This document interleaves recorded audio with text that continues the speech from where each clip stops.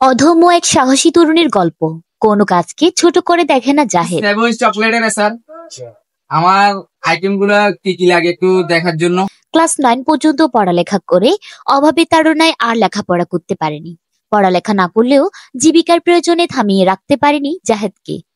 10 বছর বয়স থেকে কৃষক বাবাকে সহযোগিতার পাশাপাশি বিভিন্ন কোম্পানিতে ডেলিভারি ম্যান হিসেবে কাজ করে আসছে। 5 টাকা দামের এসকিউ, আপনারা এগুলো বিক্রি করে কেমন প্রফিট পান? কঠোর পরিশ্রম আর অদম্য সাহসিকতায় অন্য কোম্পানিতে পদমর্যাদায় এখন সে সেলস রিপ্রেজেন্টেটিভ হিসেবে কাজ করতেছে। চাকরির পাশাপাশি অতিরিক্ত সময়ে পবিত্র মাহে রমজানে হোটেলে ইফতারি বিক্রয়ের কাজ করে। শুধু তাই নয়, ঈদ উল ফিতরের দিন ঈদগাহে হরেক রকমের খেলনাও বিক্রি করে জাহেদ।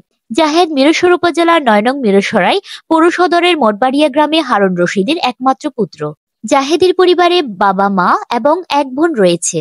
বোনের বিবাহ দেওয়ার পর কৃষক বাবার সাথে দিনরাত পরিশ্রম করে জীবন সংগ্রাম চালিয়ে যাচ্ছে জাহেদ।